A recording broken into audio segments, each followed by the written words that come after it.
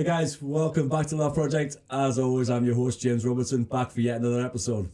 As always, we really appreciate your ongoing support for our podcast. If you like our content, please press the subscribe button below and never miss another episode. Right, back to tonight's episode, a very special Christmas episode. We've always got special guests in the show, but this is a very, very special couple of guests we've got here. Please welcome to LOFT Project my beautiful daughter, Miss Megan Soulsby. Hi. And her best friend, Millie Bates. Hi. How are you doing? Good. I'm feeling really good. A little bit ill, so apologies for any coughing. Yeah, she's got Omicron. She's passing it on to me as well. Well, welcome to the studio. I've been trying to get you girls. I know. I've been dying to sit down and actually record something. I've been trying to get you girls up for a long time, and we finally got it. So thank you very much. Appreciate it. Like my daughter's just alluded to, she's not very well at the minute. No. And I'm joking. She obviously hasn't got Omicron because nobody's got Omicron. It's not real, is it? Yeah. No one's got it. Nobody's got it. So, wow, how are you both doing? And so tell us, you both just started university recently. Yeah. It's been a long 4 months, I'll put it that way. the best 4 months of my life, but a long 4 months. Yeah, it is really hard, but it is so good as well. Like you can't describe it, can you? Like the lifestyle of it. Yeah. It's Yeah. mad. So when did you actually both? I forgot the date. When did you actually both move in to you? I think it was the 16th of September. Mid-September, sometime mid-September, 16th, yeah. So yeah, about 4 months now. Wow, that's flown over, right? It literally feels like yesterday. Like I remember we're all going up, moving in, all of us. Yeah. I can remember like that day. I was just so I wanted to move in. I would happily let you move in, Dad. I would happily let you do Freshers Week with us. Would you let your mum move in? Different story.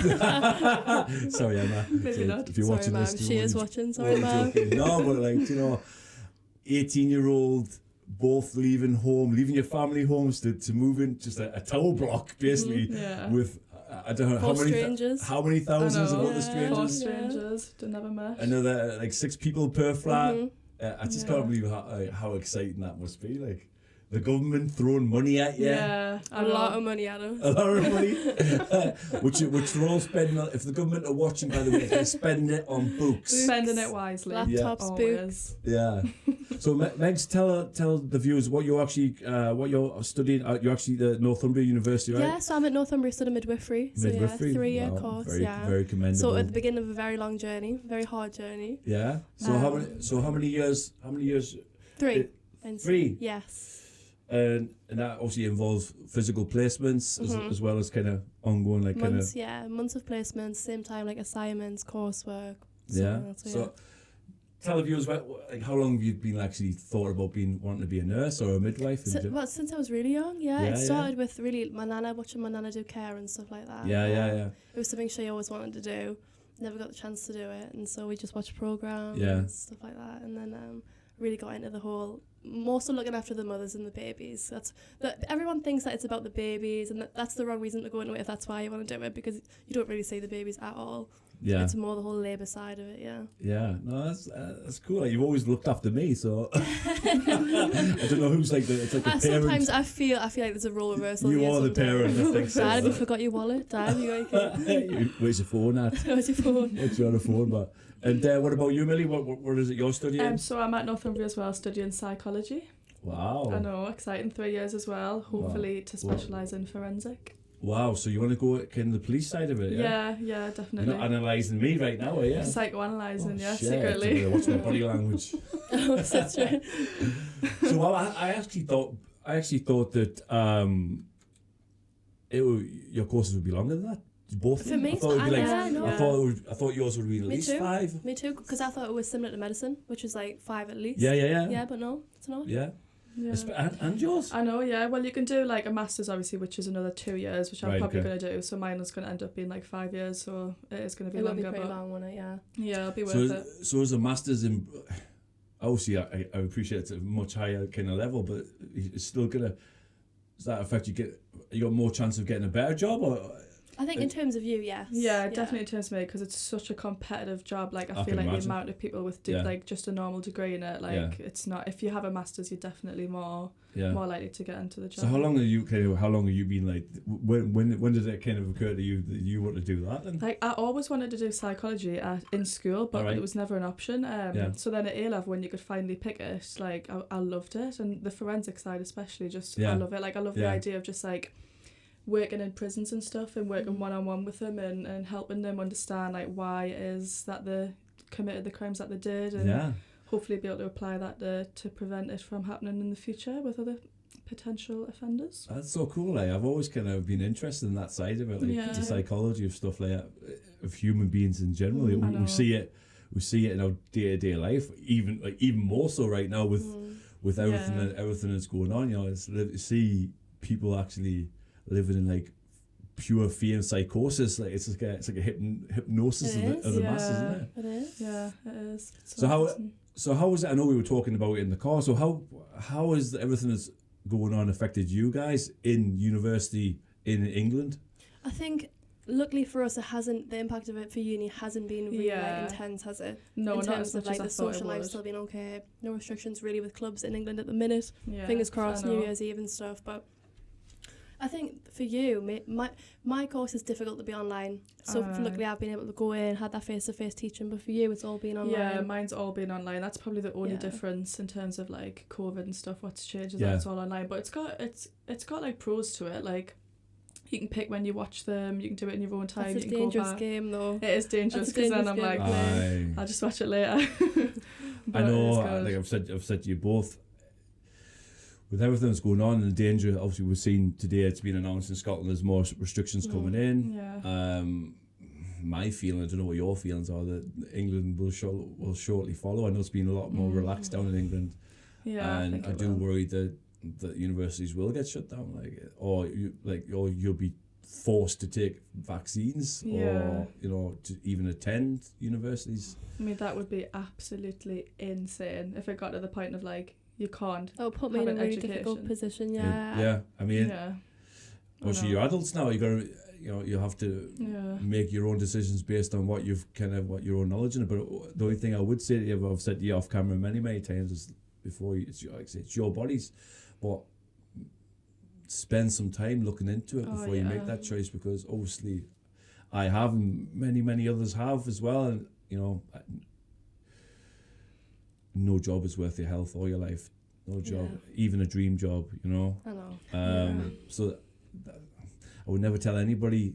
Well, I have told people not to get it, but I'd hope that all I want you to do is to just make a more informed decision about it. Look into it. Look into the real pros and cons, because obviously they're not telling you. They're not telling people. They're just blindly saying it's safe and effective, when we know that things are going on in the background, that they're not. People are dying and being injured, and that's you can check. You can find that out for yourself. It's not conspiracy theories. You barely have to scratch the surface, and you'll find. You only have to go on the government's own website, Yellow Card Adverse Reaction System, and you'll find people who've died and received lifelong injury. So that's. I mean, I'm not going to go on about it, but.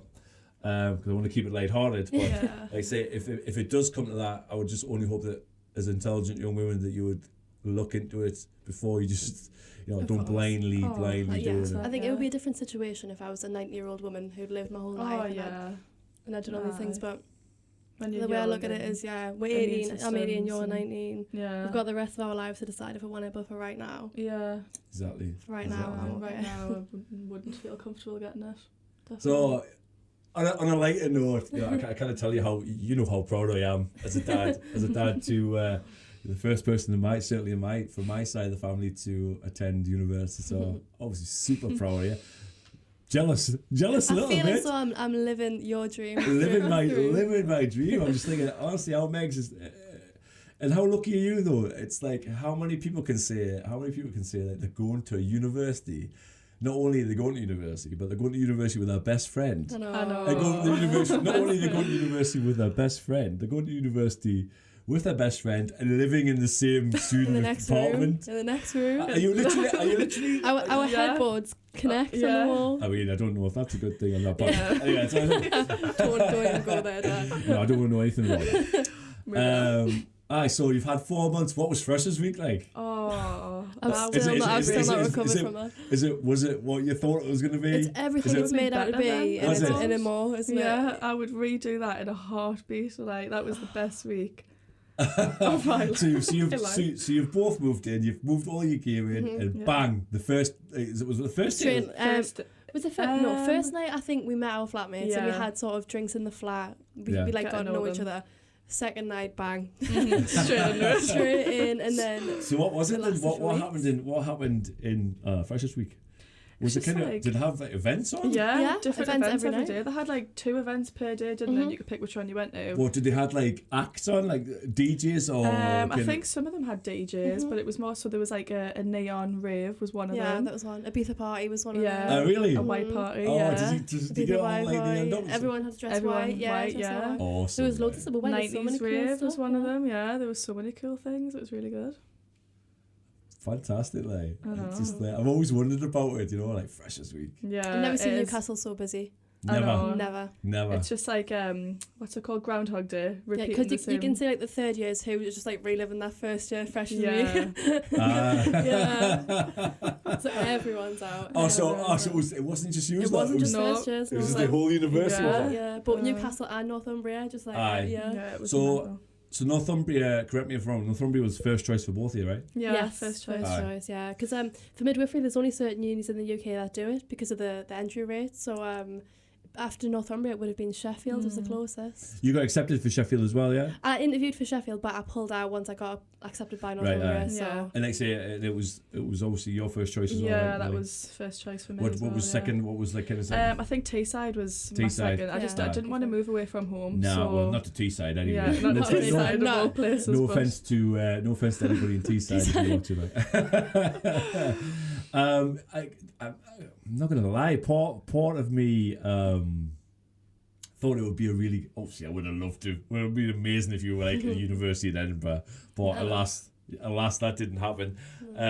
But part of me thought it would have been like even better experience for you to experience a brand new to move away and experience a brand new city. I get that, yeah. I think that would be. Yeah. In the minute I realised you girls have like literally it was a half an hour away from home. Not even. 20 minutes, 25 minutes. But I guess it still feels like a different world though, right? Yeah. Just from where we come from, it feels like a ghost town. So any city, any sort of like change feels like miles better. Yeah, feels like a new world. Yeah. Okay. I mean, I moved out of home at a very young age, but not to university, obviously. Yeah. Randomly moved in with my mum's best friend. Nothing said. That's a different one. That's a whole different story, guys. But I just can't imagine how cool it must be like to be. It is crazy. Just move out into like a flat, basically a flat with your people. Yeah. That's what it is. It's crazy. It's just the fact that we're living together. Like we talked about that from literally like 11. So how did you even make that happen though? How you just applied for the same room? We just booked really early. Yeah, and luckily they had like the same room available. The same flat. All right, so you actually, so it wasn't by. It was clear. Obviously, it wasn't just by chance. It wasn't by chance. Oh no, that would have been something. Right? Yeah, that would have been. That's our luck, though. We also lucky. Probably. Things like that, yeah. Would have ended up in the same. So what's been? You've been, Megan. You've been quite surprised that. I guess I've been very surprised as well because I thought my thoughts of university was like at least the first 2 years was just like parties and just like relaxing, Yeah. But you've been like bang straight into the work, right? Well, that was my preconception as well of it. That the first year was just going to be. Everyone always says first year gets written off. Don't worry, don't stress. It's fine. Yeah. That's not been my experience. So you've been like straight into the assignments and straight in. So so first few weeks was assignments in every day on the bus, like every morning. Wow. And then 5 weeks ago placements started. So 9 to 5, Monday to Friday. For 5 weeks straight, yeah. Wow. Some days only 10-minute breaks, and going from basically 6 months to a year of doing nothing after sixth form to then straight into that was a huge change. I'm pretty sure. And you've actually been out on wards, right? Well, in GP surgery and the ward. January ward starts, but for now, they're sort of easier in a little bit with GP surgeries and stuff like that. And you've kind of been under the wing of a really experienced midwife. Very experienced midwife, midwife, was it? So Matron, right? She's a band 7, which means she's a sister of a ward, so she's been doing it her whole life. What's her name? Let's give her a shout out. Chris and Annette, both of them. Hi there. Hi, Chris and Annette. But yeah, it's been 5 weeks. I feel like I've learned more in 5 weeks than I could have ever learned from months of sitting in a classroom. So things like taking bloods, blood pressure, injections, scanning pregnant ladies' bellies for heartbeats and things, which is lovely. Wow. It's the same question to you, Millie. Has it been the same thing to you? Have you been straight into the work, or it hasn't been as intense as Megan's course? No. Obviously, it's very different. But it was like assignments and stuff early on. But mine's only I've got 2 days of online lectures and then 1 day a week where I actually go into uni. So like compared to Megan, it's like wow. Is there something new? The whole online lectures though? Is that because of the current situation? Yeah, it's just because of COVID. Which like I like the fact that I can watch them in my own time, but then at the same time, it's such a dangerous game because like it is. Like, there's no way I'm getting up at 10 in the morning to watch them. Like it just doesn't happen. Like so that's how it happens. You're not even like it's not even like everybody needs to come online to the Zoom meeting. No, it's not like some of them. No, like some of them aren't even live. Some of them are just pre-recorded, so they literally just upload them and then you watch them. I can't. So how do you learn like that? I know. It's so hard. Megan, we've talked about that at length. Like we're very similar in that aspect. 100%. My experience of life is I cannot just. I need to be in a room if I'm going to learn something. I need to be in a room with a teacher or a lecturer, whoever it is, with my fellow peers, physically learn. Like active learning. That feels very passive, like just lying there, especially in your own environment. I know. I would so much rather be in person. I think it's moving in person after Christmas. So. But how are you managing that? Is it working for you? Are you learning? I just have to keep re-watching them and going back over them and just taking it in, writing it down, and then going back, listening, writing it down again. But it is hard. Like I know I would take it in so much better in person. It is hard. Yeah, I can't learn like that. I can't just read text from a book or just listen to someone talk and take that in. There has to be interaction between the two. So wow, fair play to you both because that's it's not ideal. Especially it's like that environment as well. Like learning in your own room where you've got everything to distract you. It's like. Whereas if you were in a lecture hall, you don't have anything there, you have no choice but to take it in. But when I can lie in my bed in my jammies and watch it, it's just not. that doesn't even sound like university to me. It's not.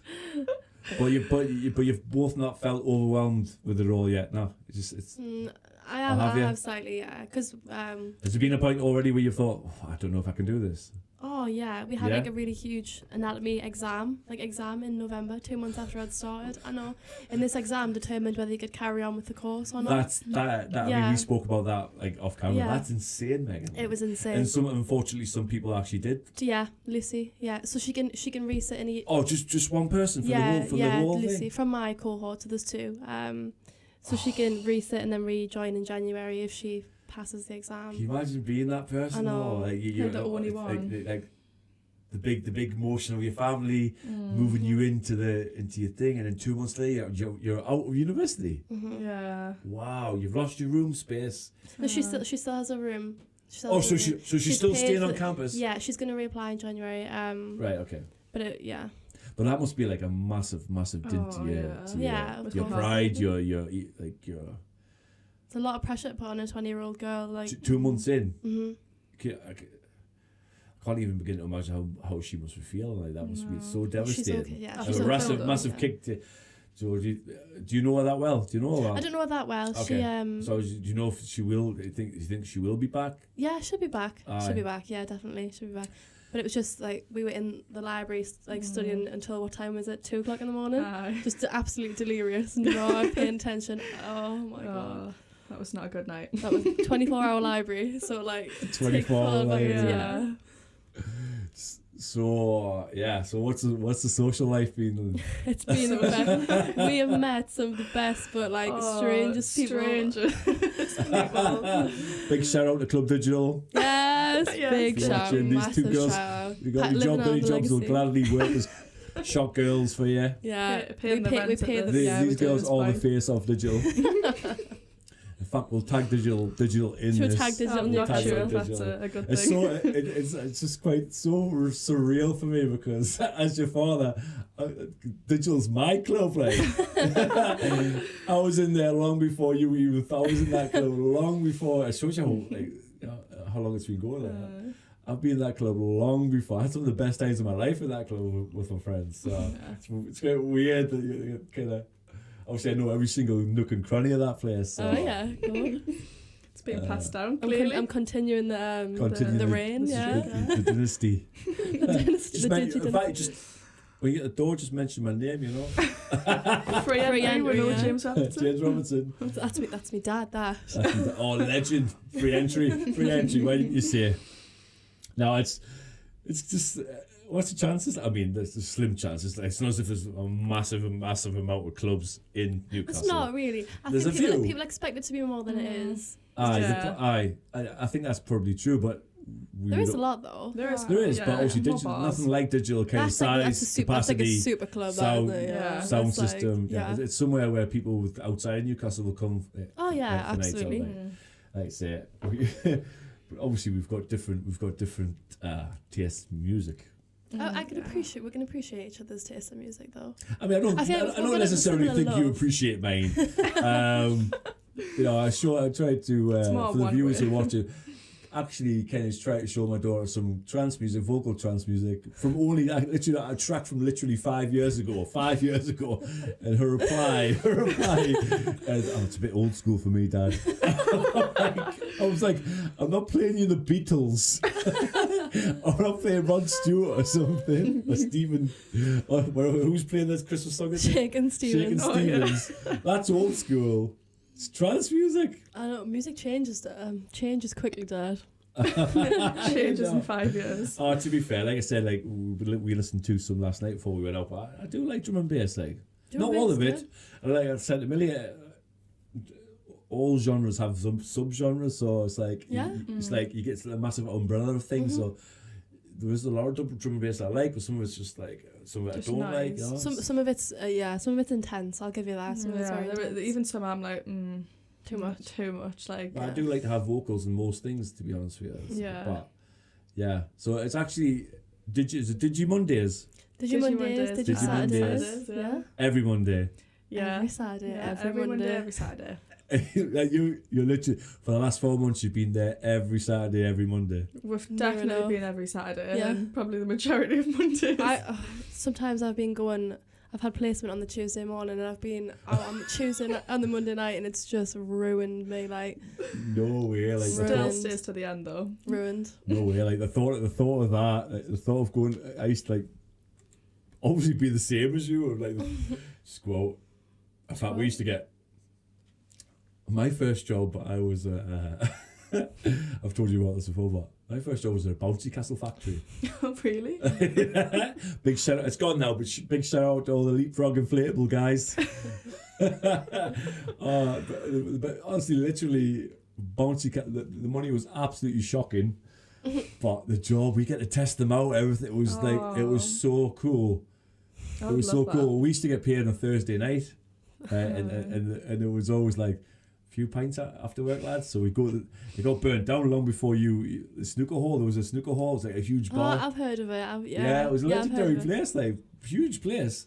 And we'd go up there, have a few pints, play snooker, and then inevitably it would be like it cut to like 10 o'clock. We'd still be there in our work here. What are we doing now, lads? Monty's, of course. Oh my God. Now I'm gonna phrase both because obviously we've both we originate well. I don't originate from there, but I've lived most of my adult life in Stanley. Mm-hmm. Big shout out to Stanley. Yeah, Stanley. Stanley County Durham. Obviously, both these girls have lived both their lives in there, but obviously the legendary nightclub, the Night Spot, Stanley Night Spot, which is Monty's, is sadly gone. It's gone. There's nothing there. Not even a bar at the top. I feel like it might be still a bar. It's more so like a family like food sort of place. But something at the top house is still open, still right? Top right. part of it. Well, that was that's where I spent most of my youth. That's why I look like this. But I'm just a little bit sad that you've missed out on it, girls. I can't say I'm very sad. Definitely not sad. I feel like the nightlife in Stanley over the past sort of like 10 years or so has just gone downhill. It's gone downhill. It was non-existent, right? Non-existent now. Because I know at some point it was like people loved nights out in Stanley. Like the stories I've heard from like my mum and my mum's friends and everyone. It's just that doesn't seem like the same Stanley to me. Go back, Stanley, and see your mum in the nightclubs. Okay. Big shout out to Emma Soulsby, by the way. Huge shout out to the mum. Big shout out. You know, I said to Megs loads of times. I'm like, I look at me, I look at you, Emma. And how did we build this? How? She's like a miracle kid, isn't it? You're like. It's so funny. But big shout out to Miss Emma Louise Soulsby there. How is she still ringing you 100 times? She's just texted me saying, please can you answer my text? So I would definitely say that I show a kind of more laid back approach to the parenting thing. I mean, a prime example of me doing that is like, Megs, I'm just going to move to New Zealand for 7 months. Okay. Okay, Dad. As long as you video chat me. So you're on Skype. See you on Skype. No, but you were very cool about it, to be fair. Of course. And actually, when I finally moved back to Edinburgh, I thought you were what age were you then? 2013? Young. What's the sums? What year was it? 2013. Yeah. 9 or 10. Okay, I asked you how you felt about me actually coming back to Edinburgh, and you were like, Dad, I'd rather see you less and see you happy than see you all the time and see you unhappy, which I thought was pretty cool Of course. Very cool for a young girl. Young girls are wise. Yeah, well, wise. Don't tell anybody I said this. I mean, apart from everybody on YouTube watching it. But girls learn faster, mature faster, and are just pretty better than boys, I guess. In some things. Sorry, boys. I'm obviously quite biased. But yeah, no, I'm so glad you have both got out with Stanley. I hope you'll never ever go. No offence to everybody. I mean, it's great for some people. No, I've had some. I've still got friends there. I've got good memories of growing up there. But I just think it's a bigger thing for you girls out there. I think you've got this. That wasn't the end for us, like, was it? No. Like, it works for some people. For some people who want to stay. Yeah, there, no, I get that. I get that. It's just not. But just the last like, I don't know about you, but the last 6 months as well, I just felt very trapped. Like nothing. Because you're at the age where you want to be like living out with your friends, and I just think it's a shame because the surrounding areas. I think living in Stanley most of my life, we always said that you got the likes. It just seems like Concert and Chester Street got more investment. Mm-hmm. I just think Stanley. It was probably a really thriving place back a long time ago. Yeah. It was. If you look at pictures of it, it was. If you look at the front street, it's got the infrastructure for it to be. Mm-hmm. It's all run down now because one by one you lose all the shops. Mm-hmm. Yeah, it's like it goes from. Is Boots still there? Yeah, I think that's because you still have like a big Woolworths. Obviously, they went under the. And they've got Boots, and they had like proper shops, but one by one they've kind of all just left, haven't they? They still have the kind of is it the Thursday market or Saturday market? Yeah, they do. Yeah, they do. I think it's on a Thursday, isn't it? I'm not too sure. I don't think I've ever been like properly. I've seen it, but I've never optionally been. Yeah. But yeah, I don't know how many people still go there. Yeah, I mean, I think we were laughing about. Obviously, I was talking about my mum. Big shout out to Carol Willis. I'm in Scotland, Mum. I'm in Scotland. We were laughing about like what it's like to be younger and growing up and bullies at school and stuff like that. And what you wear is important, right? What we wear. Yeah. I feel like more so. Probably more so when you were younger. I feel like it wasn't as bad. It wasn't as bad, but you still used to get it's still a thing. Yeah, but brands is not as intense as it used to be. No, it's definitely not as much. Brands was definitely. I think brands was really important when your generation, wasn't it? Oh, brands was massive, like huge. massive thing. Well, back when I was school, like I was saying to you before, my mum was definitely shipping them in from China, like ordered them 3 weeks on a boat from China. Oh, she was going to Stanley Market on a Saturday morning and getting me like Reebok socks. Adibas 5-stripe. Ascot hard bubbles. Oh, sounds like grandma. Honestly, guys, I've told the story many times. I've obviously said it again this weekend, but you know, we all know that magic gloves, right? We talked about this, right? Yeah. Magic gloves in any kind of corner shop, you know, the magic ones that stretch to your hand. For any size. Anyone. Magic gloves. You share these. Stretch to any size. Wasn't an advert like that, anyways.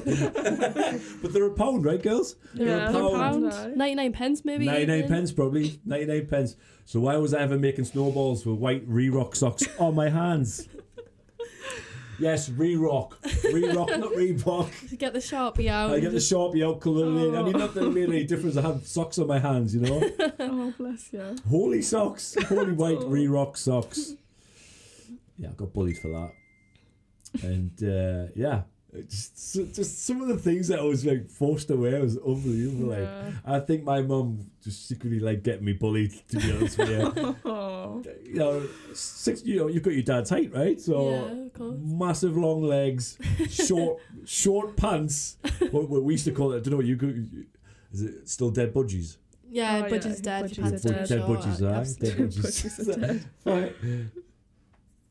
Short trousers, white Reebok socks, and plaid skeets. Swear down, my mum found don't know where she got them from, but they were plastic shoes, and I got some like people at school like, what the fuck? What's them plaid skeets on about, Jamie lad? I just think she went over way to find them things. My ascot hard bubbles were like, wow. Everybody else had like Nike Air Max. No, not me. I've got a bit of glass. Ascot hard bubbles, a bit of glass stuck on the side. I'm so glad brands aren't like as big a deal as they were then. Kids are cruel, you know that, right? Yeah. I mean, you laugh, but it's sad. It's so sad to imagine young. It's sad when you think I'm one of 6, or I was one of 4 at the time, and they had to get my hand-me-downs. Yeah, that is sad. Big shout out to Paul Robertson and Jason Robertson. Passing the Reebok socks down. We're rocking the Reebok socks. Re-rocks. And we had like obviously this is a new girls you hadn't heard of it, but back in the day, and people from my year at school will know what Naf Company 54 jackets were, or Naf jeans. No, my mother had Robbo 54. Robbo. I mean, it was quite Robertson's. I've just got mine kind of personalised. No, you just they were crap. They were like bin liners or whatever. But yeah, it was. I'm not going to say that my school kind of experience was the best. Yeah. Which school did you go to? Stanley. It was just called Stanley Comp then. Stanley Comprehensive. Okay. They're not taught Stanley School of Technology or something. That's what it was after that, yeah. On the bank, on the big bank, yeah. Have they knocked it down now? Is that gone? It's gone. Yeah, it's gone, yeah. Building houses on there yet, or is it still just empty? I think it's just nothing. Is it, yeah? I think it's nothing, yeah. I don't know, to be honest. So I went down as a junior, because either side there was the juniors and there was the infants just above it, and they both still there. The primary's there. Yeah. And the one at the bottom, St Mary's. St Mary's is still there. Still the Catholic one at the bottom. Yeah, that's still there. Yours was Burnside. You go Burnside as well? No, I went to East Stanley. More at the top of the bank. Oh, East Stanley was the one. Don't start this debate. Oh, was it not like gang warfare with them? Like? None of these Burnside. Oh, when we were starting school, we used to fight with Townfield School. Do you have any of that, or rival schools there? That died out, didn't it? No, I feel like when we were in like year 7, that was quite a thing. Like, is Townfield School still there? Or, yeah. or did that get amalgamated into the kind of North Durham Academy? Nope, still there. Still there. Oh, that's what I thought they were doing. They were kind of just combining a few schools together. No, still there. I think it might have been, did they join Greencroft with... I feel like I remember hearing about that, but I don't know if ever actually anything come of it.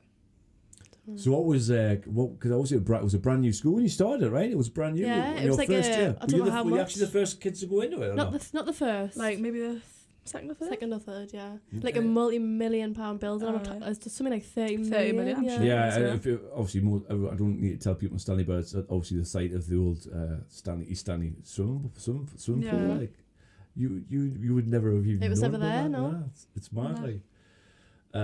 Yes, what was your experience of kind of North Durham Academy? North Durham Academy. I don't know why it was called that. I've never known Stanley being called. It was Durham side, as far as I knew. North Durham. I have no idea why. Literally nowhere near Durham, like. No. I think it's just for the sound of it. Yeah, the academy, but the Stanley comp. I mean, I think when you live somewhere like Stanley, the population of the school is never going to be the best people to go to school with. I mean, that's what I'm not necessarily agreeing with what you're saying, but I didn't find it too bad. You know, I think it gets a lot of bad. Does it get bad? Has it been getting kind of? Is it Ofcom? Who does? I don't know who regulates schools now. I forget the name of it. I think Ofsted. It is. But Ofsted is the name of it. Ofsted, right? Aye. So has it been getting like?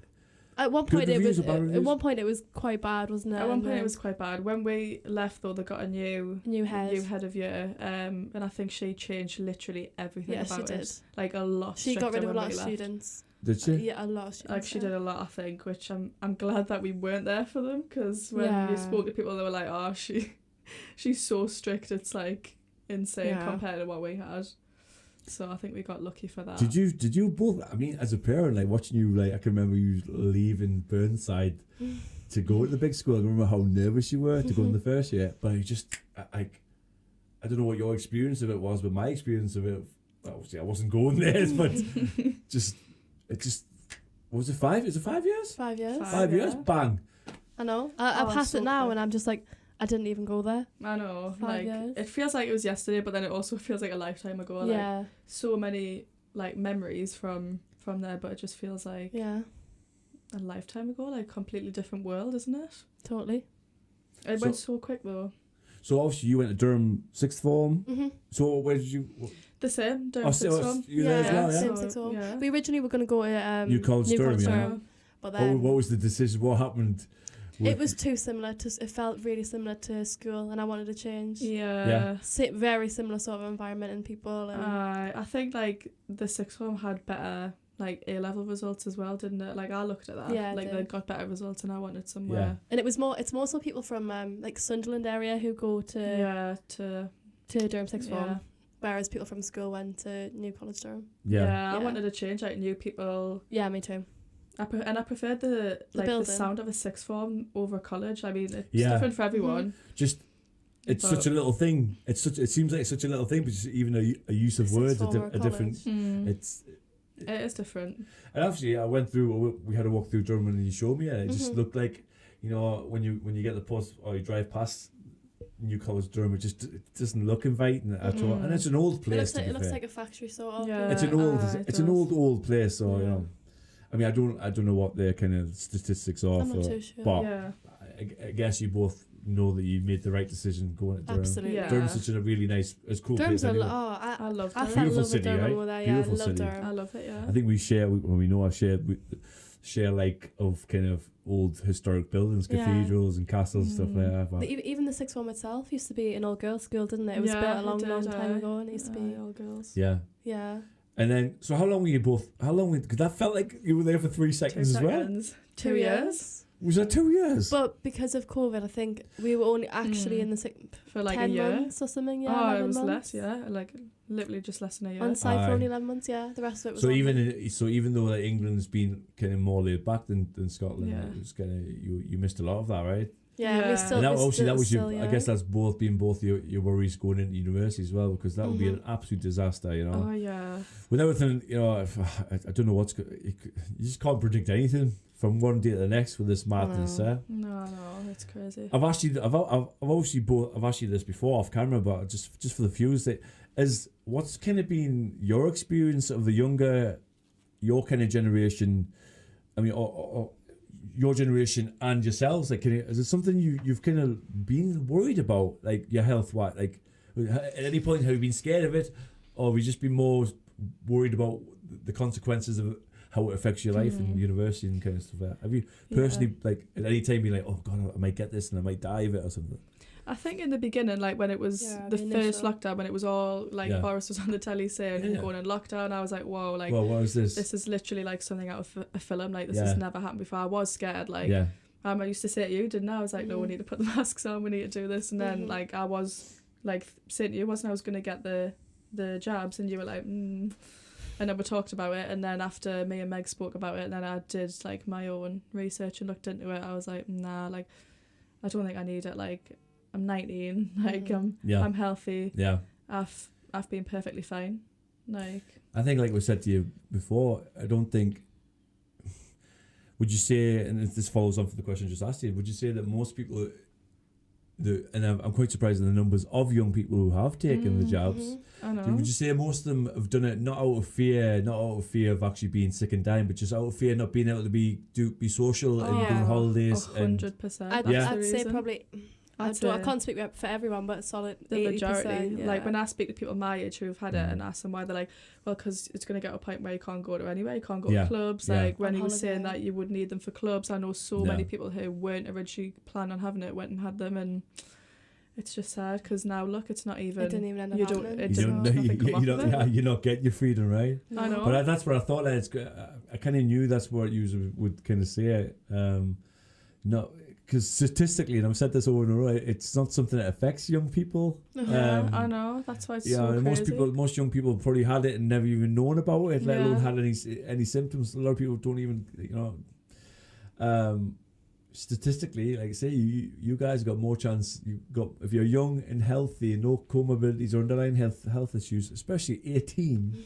You got more chance of getting struck by lightning and hit by a car at the same time than becoming ill and dying from it. So.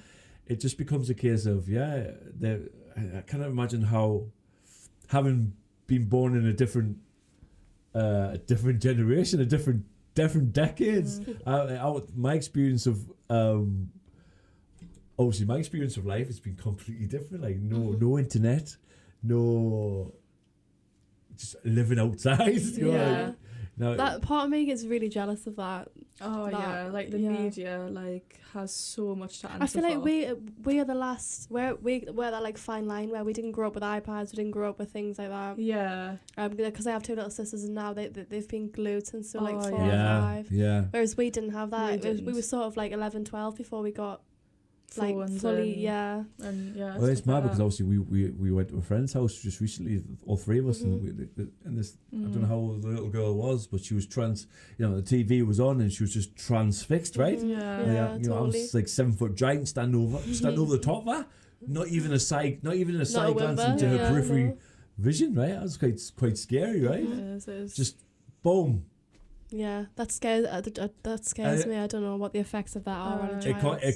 It can't be good, and listen, I'm no angel, like I've told you before. There's obviously, it's not easy for everybody, is it? You can't compare anybody to anybody. Everyone does the parenting differently, but I've definitely sat you down when I've been doing something. Sat you down in front of your cartoons 100%, to be on my phone or be on my computer or something. Everyone has, It's not. But like you just said there, Megs, it has to be damaging, totally. And we're getting these generations who are born into this now, with the whole masks, and we know that so much of kind of human interaction is not so much human communication. It's not even through verbal; it's through body language and facial expressions. So, kids have been some kids have not even been to nursery yet. They've missed out on nursery because they've not been allowed to roll about in the mud, and I was eating mud when I was a kid. That's how we built. That's how I've got robust immunity. Eating worms and everything. Let alone this whole 3-second rule. I was 10-minute rule. Just rub it in the dirt and eat it. It didn't do us any harm, But and this whole incessant washing of hands with chemicals, you've probably seen the images of kind of kids at school getting proper dry hands and cuts and deep kind of grazes just from continuous washing their hands. It's very sad. I worry about your 2 younger sisters. How have they kind of coped with it so far? Do you seen any kind of long-term issues from it? Or I just think they just don't understand, especially during the first lockdown when they were told they couldn't play with their friends during the summer when it's boiling hot and they couldn't go outside and they couldn't do things. They just didn't understand. It was just really sad to see them stuck indoors like that. I don't know. It's not natural. Not natural to see kids in that environment. I don't know. And although it probably hasn't physically really kind of affected your lives, but it's always psychological wise. Of course, like, yeah. Like you say 100%.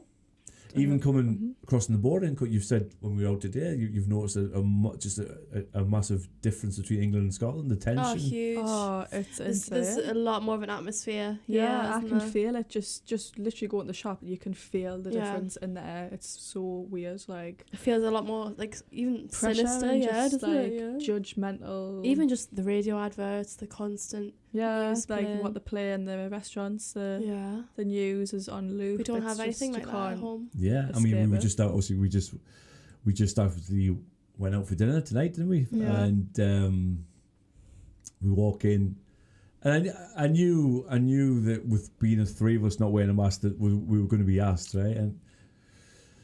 But having previously went to somewhere else the day before for somebody, the nice lady just said, "Do you need a mask?" And we said no, and that was it. She led us to the table. But in this kind of, I won't name the place, but we've walked in.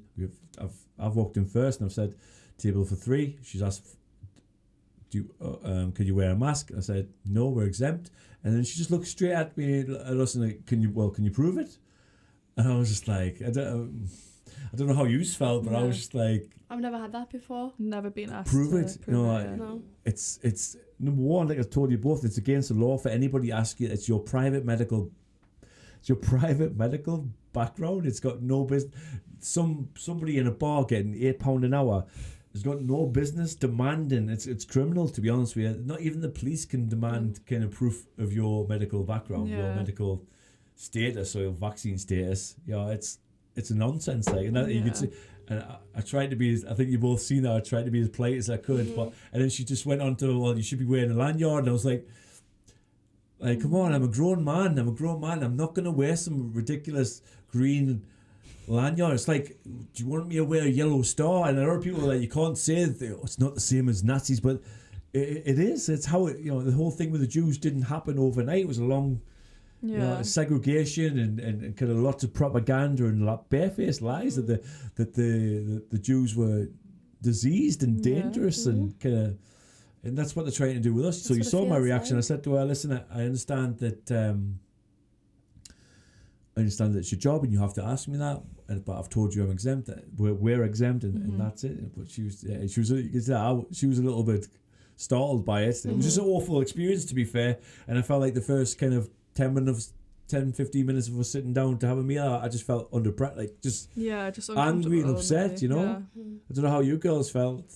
Yeah, it was just a bit awkward. Like I've never went somewhere where they've actually asked you to prove it, so I was like, oh, prove it. Yeah, I just couldn't believe it. Like, I think it's crazy that you should have to walk around with a lanyard or like a badge that says I'm exempt. Like, why? I'm exempt. I have an unknown disability that you. Yeah.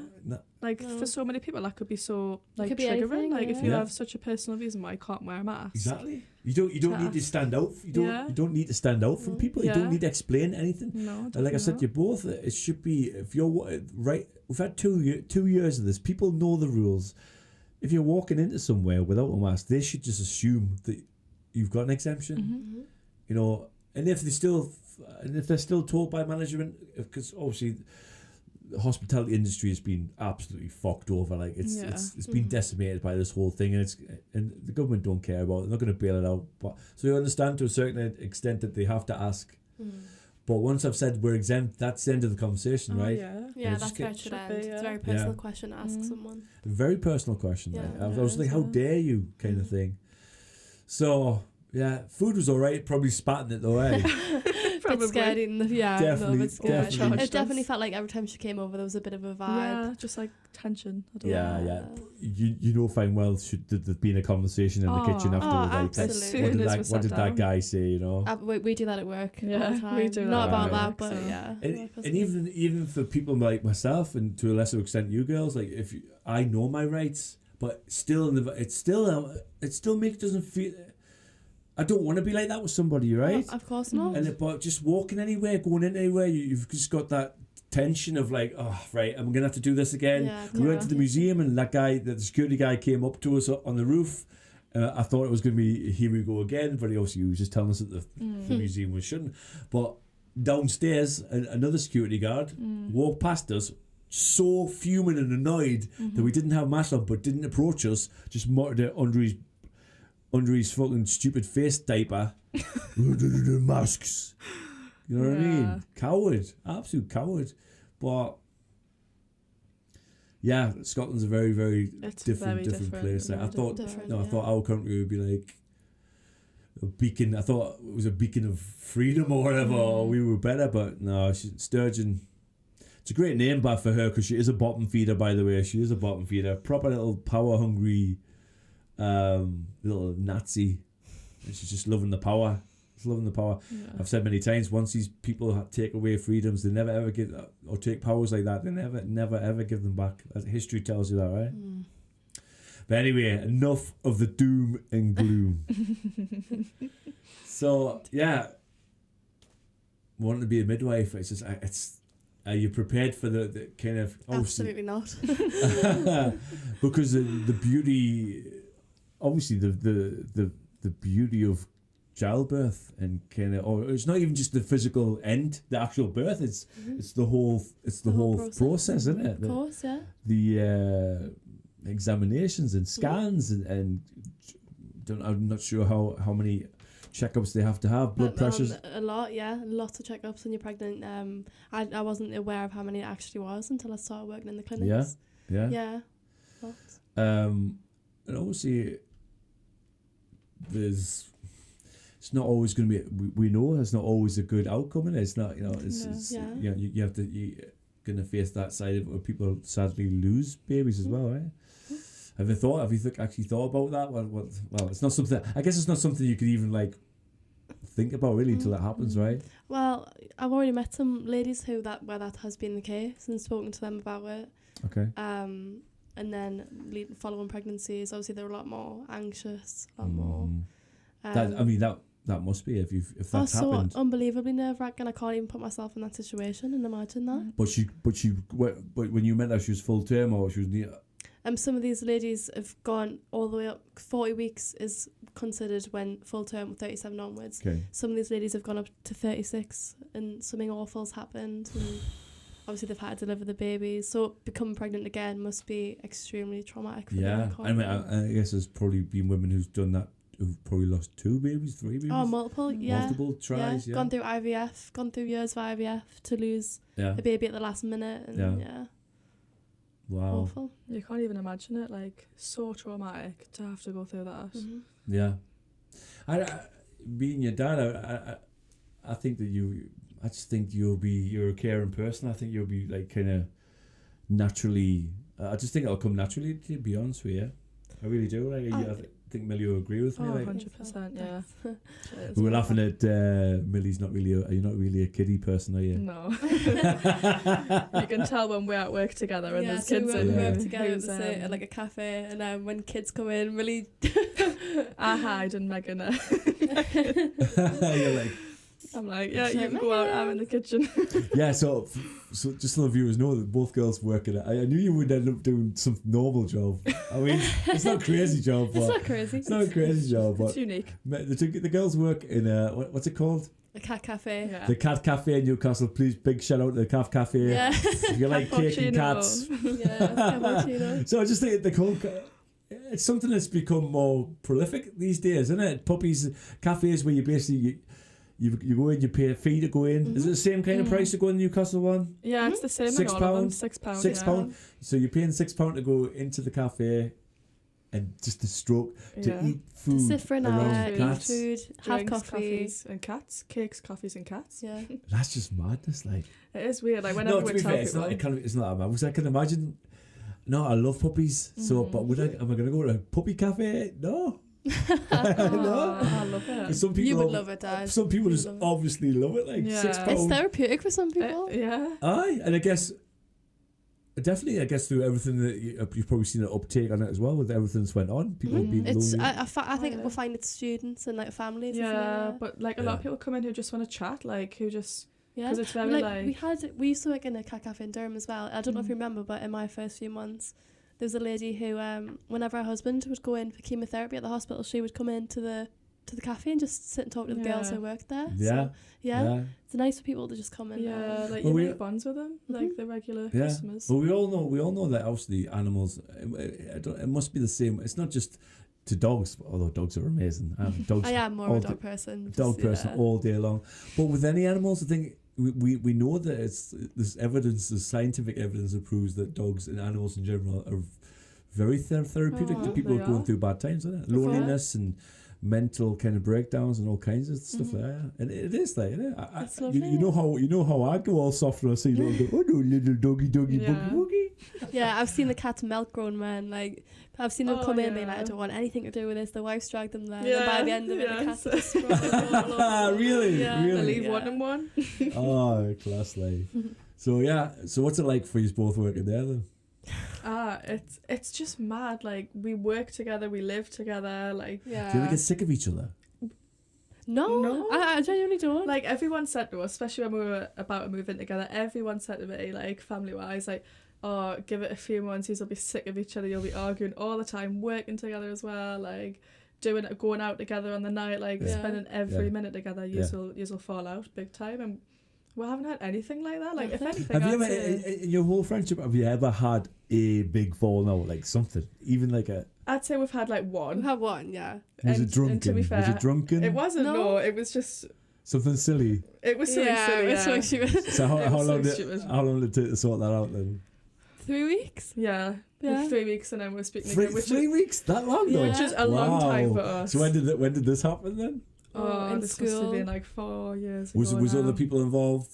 Or was just like, was there anybody whispering between you or something? No, I think it was just miscommunication. Like, it was more just like a bad time, and taking it out on stupid things. I think wasn't it?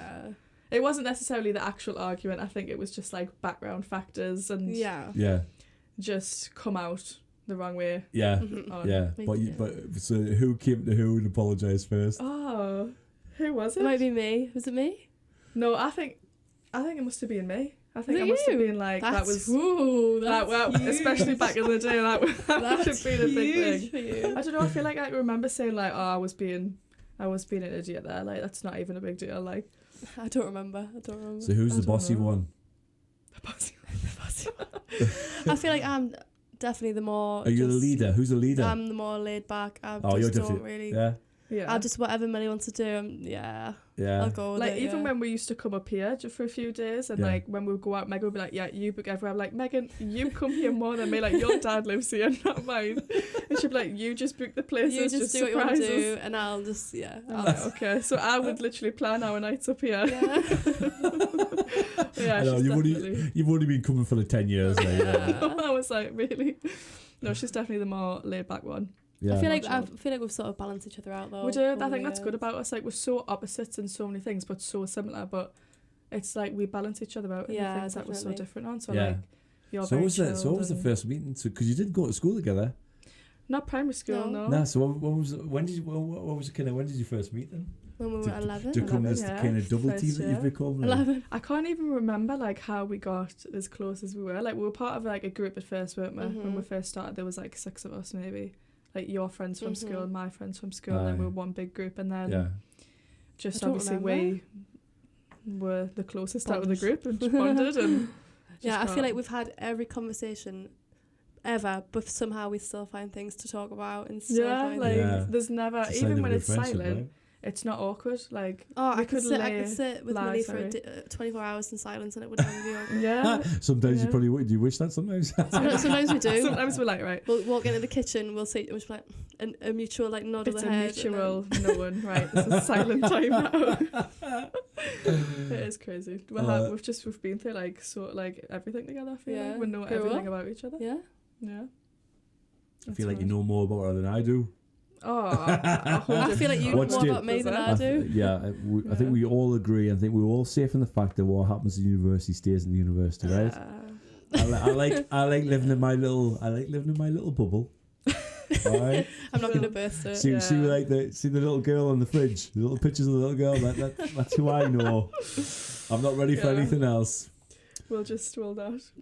But yeah, I'm just so happy for you both. You're both at the bit. You're just right at the beginning of this journey, man. We were talking about last night. Festivals, holidays. I mean, okay, put to one side. Oh yeah.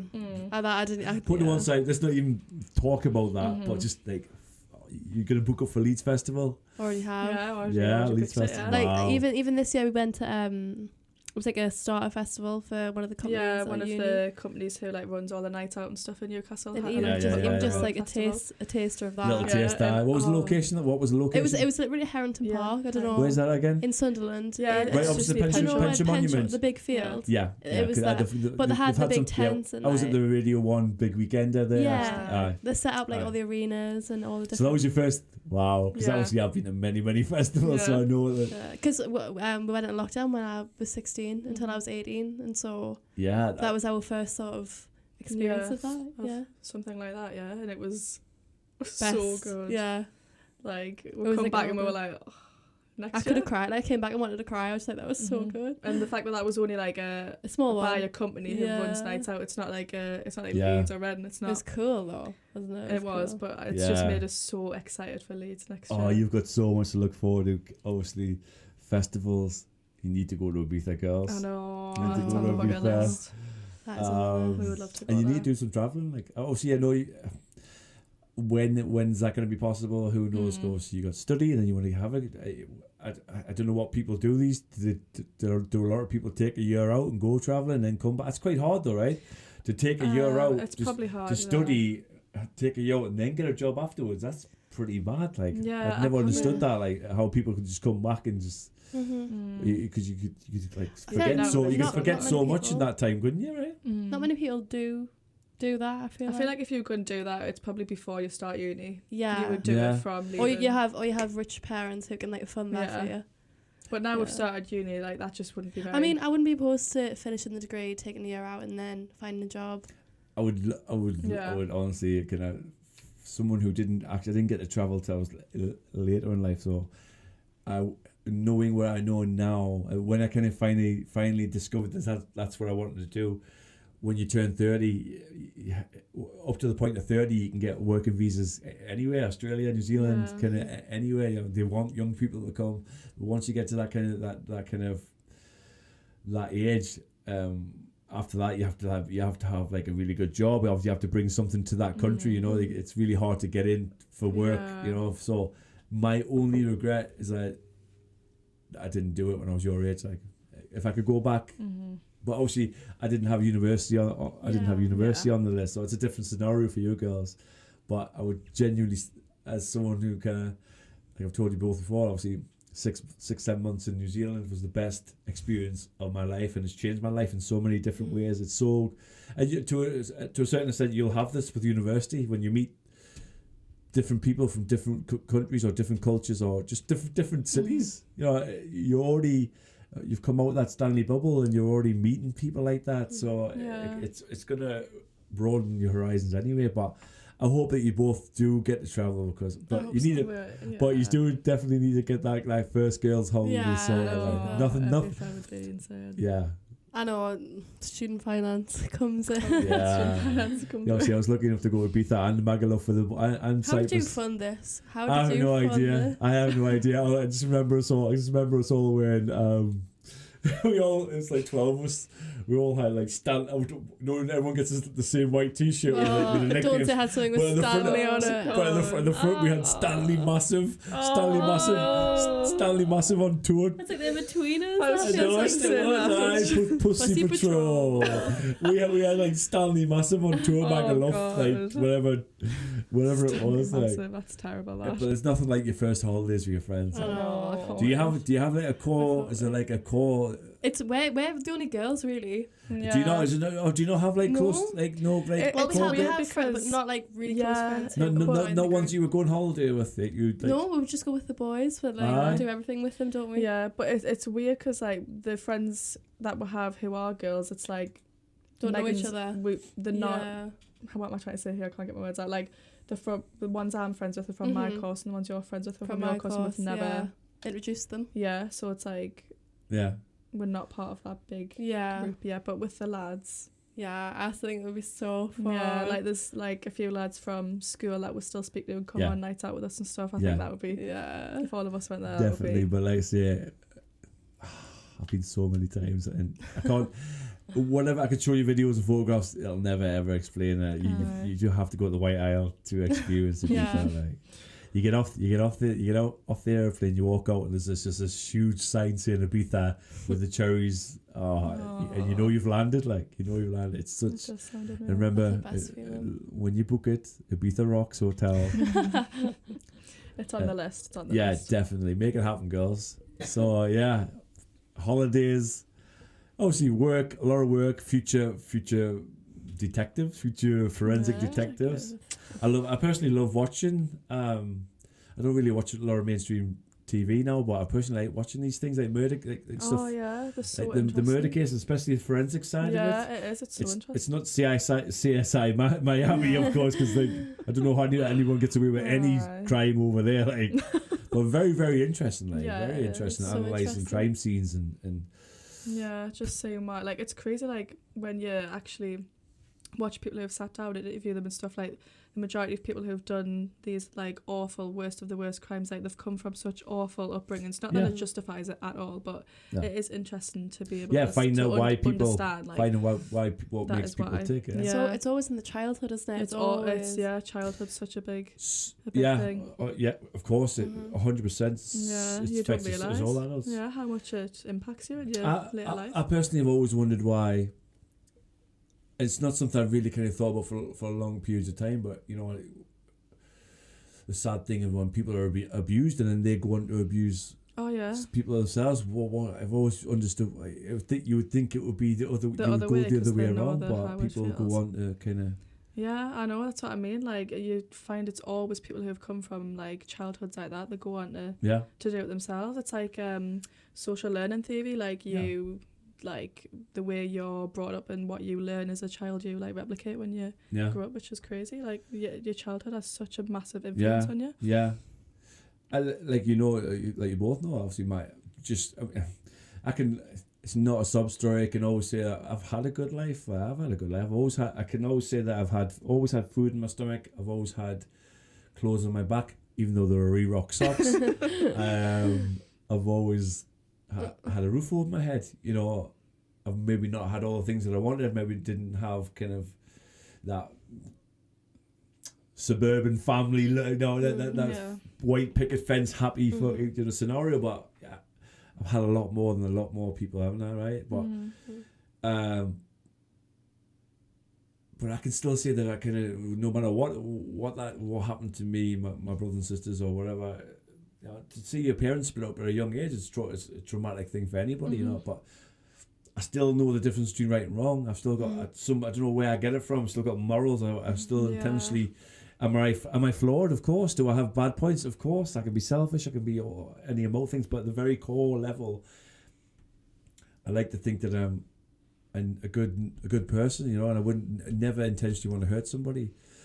So I just I know that a lot of people are a victim of the circumstances and the child upbringing that they've had, but at some point surely you've got to be accountable for your own actions, right? You can't necessarily blame everything that you've done on that. I think a lot of it as well is like biological as well, like genes and stuff. Genes and stuff. There's genes. I find something really interesting. Isn't there something called like a serial killer gene? Is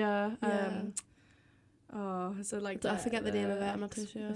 Something, I can't remember the name of it either, but like they found a lot of serial killers with this gene, so all right, it isn't all partly the environment, but genetics as well is a big part. So individual differences and that's what's like a definition of a psychopath is someone who's enabled to feel empathy or feel empathy. I think just like can't process, understand people's emotions or feel empathy for. What's the difference between like a psychopath and a sociopath?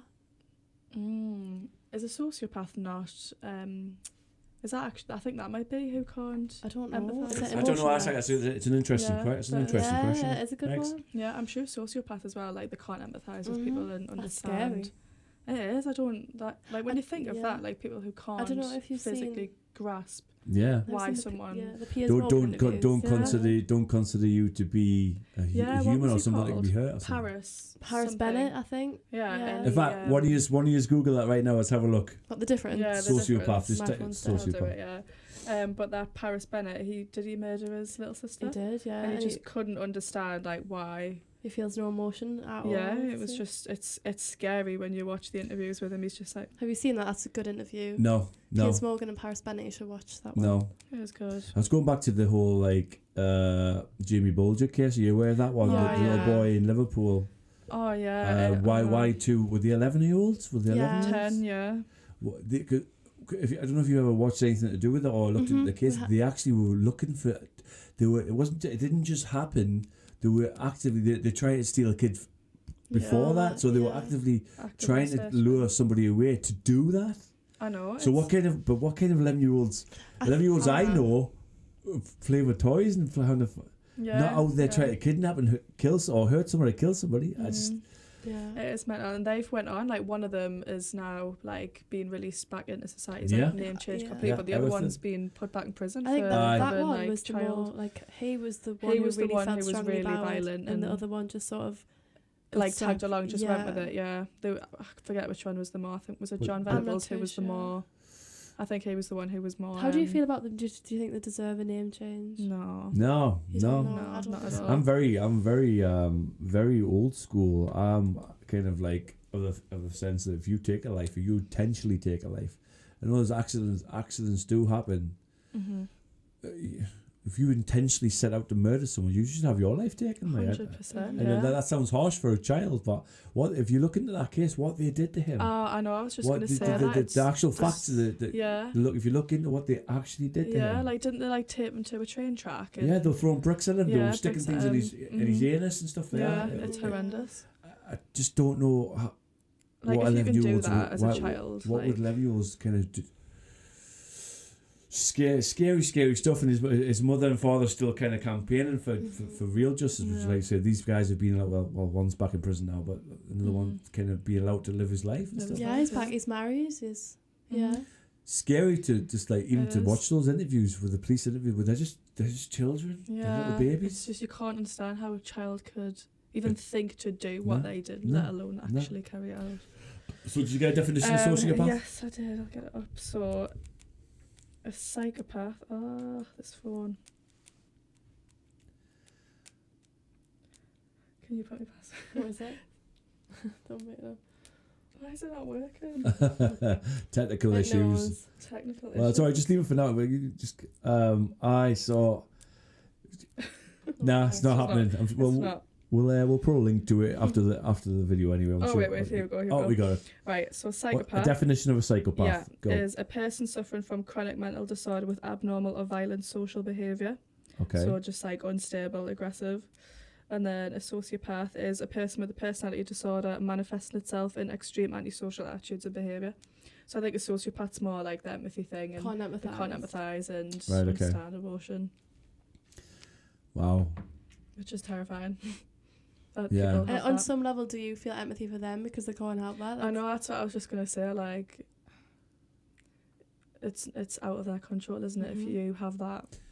No, I don't think it's going to be part of your course, but what I've definitely been interested in kind of, obviously psychology and forensics, but body language. People are these body language experts. So much of these things that we're talking, we don't realise what we're doing. Like the whole looking. I don't know. There's truth in the whole. Like I think there is truth in it when you're lying. You look to either the left or the right because you're accessing a certain part of your brain. Yeah, I think that is true. I think it is actually physical too. Yeah, you're accessing a part of the brain to think. If it's the truth, it just comes straight. You're not having to do that. It's kind of like. That's what I've said. The truth. Kind of always in the circles that I move in the truth community. Truth fears no investigation. So if you're telling the truth, you don't get. I could fire a million questions at you, and you'll be like bad. But you'll find out. You already know this at 18, surely. But when someone's lying and you're asking them questions, they're getting upset. Like they're getting angry at you. Because and most liars can't tell the same story. They're always forgetting what they told you. You always have to. Yeah, that's why. I mean, again, I'm sorry, dipping back into the current situation. We're seeing people asking questions about this current situation, the narrative from the government, and you're seeing people like myself, not just myself, but people like myself being censored and being banned. You know, I've seen this Dr. Maloney, the guy who invented the messenger RNA technology in these vaccines. He invented it, world-renowned virologist. Many peer-reviewed papers, very highly regarded, speaking out against it, saying children shouldn't be injected. We shouldn't be using this technology on children. And he doesn't. And right now with this Omicron, which is the equivalent of what they're saying, even these doctors in South Africa who allegedly discovered it, they're saying it's the equivalent. It's the equivalent of a mild cold now, because with viruses, the evolution of viruses, it doesn't want to kill the host. It wants to live longer. So, you know, as they move on, they become more transmissible, which mean more infectious but less deadly. Yeah. So this is what they're saying with this alleged virus. You know my feelings about it anyway, but it really is what they're saying in South Africa is the equivalent of a mild cold or a mild flu. You know, it's not. So we don't understand the mass hysteria that we're seeing, especially in Scotland. Yeah. Just you know yourselves, like the damage that is done by lockdowns is not only financially, the economy, businesses, the hospitality industry, but mental illness. You know, you'll know yourself, if you've been ill recently, you can't go to the doctors, right? Yeah, I know. It's you can't get an appointment, but but if you want to get a job, you can get if you're a fit, healthy 26-year-old and you want to get a job, appointment like that. Absolutely nothing to do with the incentivization of doctors getting £15 per job. Nothing to do with that. Nothing to do with that. That's just that's me being a cynic. You know what I mean? Absolutely nothing to do with the money. But you know, if you had some random cough or been coughing up blood, or you got a pain somewhere, or you got blood in your stool, or you know something really worrying, and you think so how many people out there have undiagnosed cancer or untreated cancer? So many operations, you know, but they don't take that into account. Families aren't with middle class businesses going under, family run businesses going under, suicide, mental health, child abuse, domestic abuse, drug and alcohol abuse, especially drug and alcohol abuse. So many people have just went into the drink and stuff like that. Mental health spiraling out of control. I don't know how you girls feel. Like, has it affected you? Do you think it's affected you on some level? Maybe more so in the beginning when it was like lockdown. You can't see anyone. You can't do anything, and it was more like unknown. Like no one really knew anything about it, so everyone was following it. Whereas now, I feel like people would just be like, "It's not happening." I feel like it would have affected us more then than it would now. But the suicide rates and stuff is went up massively. Yeah. I mean, you girls heard anyone of kind of your age bracket of kind of passing away or anything? Not personally. Not anyone I personally know, but I know young people especially the suicide rates have went up because of it. I think it's probably more the suicide rates are probably higher than the actual deaths from the virus. Yeah, man, people's anxieties and just it's just continuously live in fear, isn't it?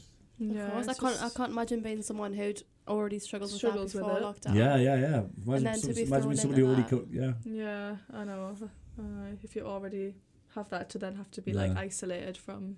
So what's it like? Again, try to bring it back to a lighter note. So what's it like for you, Meg? Has there been, be honest, right? Has there generally been times where you've actually thought your dad's mad? Mad's the wrong word. He's absolutely mental. Mad's the wrong word. I mean, in the beginning, maybe slightly. Yeah. Maybe slightly. About this particular, about other things as well. I mean, you're just crazy. Like you're you anyway, but you have big personality anyway. But in the beginning, maybe I like to think that I'm quite open-minded anyway. So I try, and if you were to say something, I would never instantly just be like, nah. I mean, there's a lot of them are things that I send you don't actually look into. That's a different thing. But no, you're very patient, and you do kind of listen. Let me talk anyway. Yeah. I think I definitely had somebody add me who's afraid. one of your friends or something added me the other day, a guy. Really? And it was used to who was mutual friends, which I thought was like... Don't say the name on here, but tell us afterwards. I won't tell you the name, but I was like, someone's maybe aware of what I do. Our friends know. Do they? Yeah. Oh, do they? Yeah, of course. I wasn't sure if it was something you've like kept. No, why would I do that? I don't know, my dad's mental on YouTube. But so your friends are aware, are they? Yeah, of course they are. Yeah. About the what? About the channel? About the podcast. I've watched some with them, some people from I have. Yeah, of course. Yeah. Oh wow! I thought you might be a bit embarrassed there. Never. Maybe it was someone adding you who agrees with you then. Yeah, do you know a lot of people go into it thinking that you're going to be some sort of crazy, because I think they see something like this show posted and they're like, Aye. But then they listen and they watch and they listen and they're like, do you know what? Fair enough. Mm-hmm. Fair enough. That's all I ever hope. You know, it's why I do what I do. I just want people to make a more informed decision about everything. To be fair,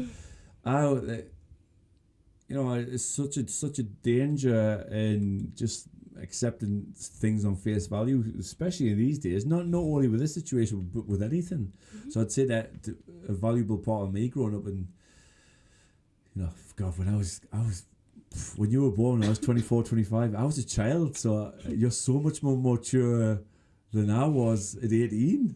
It's mad, like. It's mad and I just feel for you girls growing up in this. This has been you missed your 18th. Yeah, I did. And obviously it looks like it possibly 19th. The way things are going, I wouldn't put it past it. I hope for both your sakes not, it's just the way my birthdays fell. I know, being it's a always your When's your birthday? October what? 10th. I'm 22nd. So you're a Librarian. Two Libras. Cool, yes.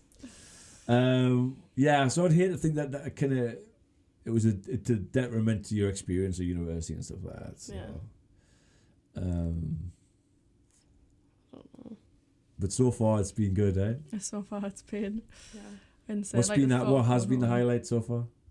I just think the freedom, what, living on our own? Living on our own, you don't have to answer to anyone, you don't have to ask anyone. With your mum coming in your room, sitting tight, what? Tidy up this room. There's no concept. Or like Emma. Hi Emma. Just going through your bedroom, going through your drawers and all that. My mum has no concept of personal space, private space, privacy. Big shout out to Emma. She means no harm by it. She doesn't mean it maliciously, but so to go from that to where I had to answer every little question.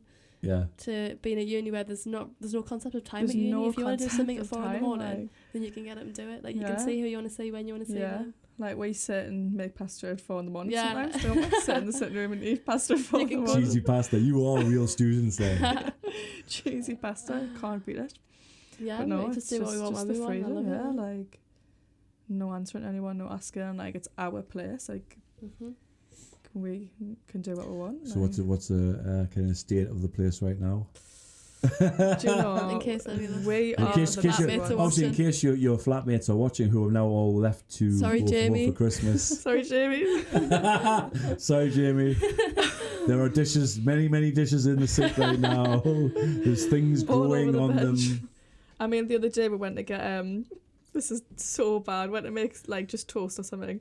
I went to the cupboards to take the bread out, and I opened the pack of bread and steam literally came off. It was steaming. Oh my God! It was hot. It was warm. It was combusting. It was literally we opened the packet. The bottom of it was hot, and the steam was coming off. I've had mouldy bread before, but I've never had it It was in the back of the cupboard, I think, maybe from Freshers. I don't know. I don't know how. I mean, that's. Steam would have been chemicals. Yeah, we didn't. We did not use the bread. No. But no, the flat is. We are the messy ones, as revealed since everyone else has gone home, and the flat is the worst. Yeah, guys. I mean, shout out to everybody else. Jamie. Who else we talking to? Jamie, Grace, and Harry. Yeah. Shout out to the guys. I'm not sure quite what your apartment's going to look like when you get back from Christmas, but I'm hoping the girls are going to pull their fingers out. But right now they're in Edinburgh, not giving a shit. It's pretty messy. Not good for I think us. the Hoover's been used in the corridor a total of 4 times. 4 times maybe. 3 months. So what's the plans then? Just for how long are you in halls for? Just for the 1 year, for the first year, or can you stay? First year. You can reapply. You can stay for the 3 years if you really want to. Right. Okay. But yeah. Obviously, I've had previous girlfriends who've been at university. My experience of university has been like they've kind of moved out after the first year. And Yeah, gone we're out gonna to get a private rent A somewhere. student house in Jasmine. Yeah. We're hoping But they say that the student that like the halls of residence, like that's where you. Halls is you've got to do first year halls. Yeah, you've got to at least do first. So do you think that's definitely going to be the plan? You're not going to go ahead and I mean, we've it's left so it, early doors. You're not even through your first. We've left it so late for houses that it probably realistically is going to be halls again, but we're hoping for a house, a student house, so we'll have to get booking some viewings for it because it's so quite last late. minute. Last minute as always. Sick of living my life like this. I think it's in your genes, Megs. I think you're doomed to live this way forever. Like lastminute.com. Painful. So painful. Like, the amount of trains Megan's had to run for, like. Even sometimes when I was your age, I used to have a rule like I'm not running for a bus. Never run for a bus because you look like a twat when it pulls away and everyone's on the back going. Because the drivers don't care. They love it, like, don't they? Yeah. It's a power trip. There's a little bit of sadistic tendencies in bus drivers, right? They love that. Like, some of them they'll see you running, they'll stop. But the rest of them are like, don't choose that door shut. Like, even if they're still like in the bay and they're just starting to reverse, and you're there at the door, they're like, no, I've started reversing. Like, just stop. Open the door. Open the door. So have you enjoyed your stay in Edinburgh so far? Yeah, I love it. I love coming. You've been a few times I've now. never been at Christmas as well, so this is the first time. I mean, I'm sorry. I felt like it was a bit of a letdown for you last night. It was cute. It like I'm glad I can say I've seen the Christmas markets. But you haven't seen. But I haven't seen the way that you have described them. That's not how. That's not how it. That's not that. That's not.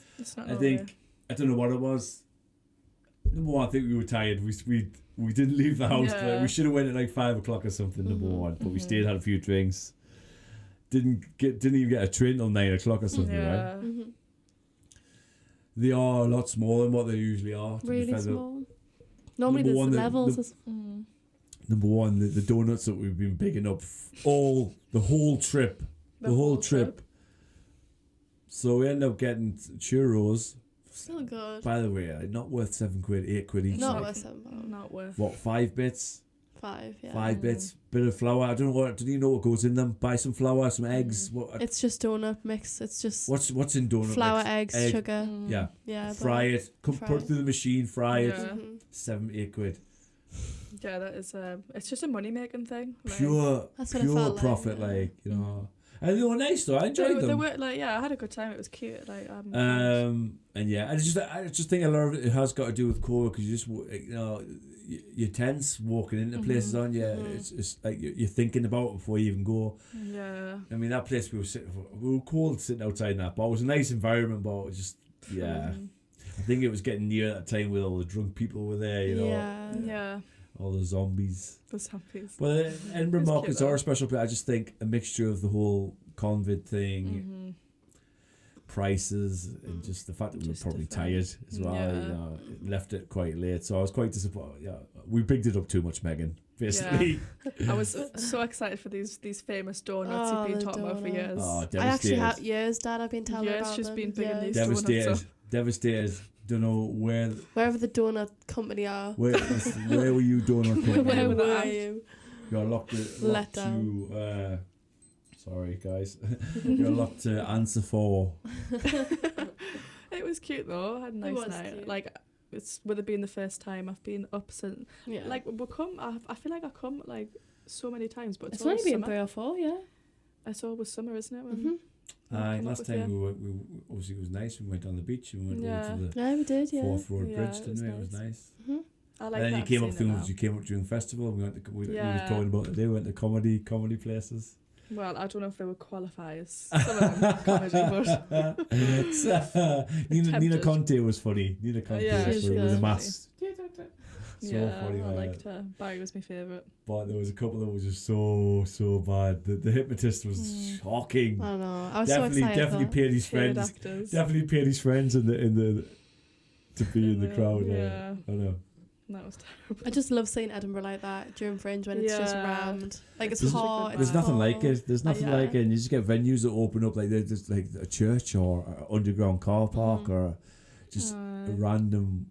We went to a gig on Arthur's Seat on the hill looking over, right? And they taken up a door frame.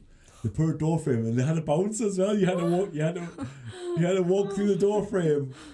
On the side of this mountain, and just there was a guy telling jokes. It was so funny, man. Oh, I love that. So funny. That's so like creative. you've been there, he's checking your people's IDs and that. Like. What if he got the top and he's like, nah, sorry, not tonight, lads. Not tonight. Not tonight, lads. Go back down. Well, yeah, no, I'd say to anybody, come to Edinburgh anytime, but kind of festival time, Christmas time, you know. Yeah. Definitely. Yeah, I like that accent. Like, and we need to seriously have a proper night out as well. Like, yeah, we do. You need to come down to us and have a night out. I know. In Newcastle. Yeah. Oh, listen. I've seen what you do with old guys in bars taking photographs. Sorry, that sounded wrong.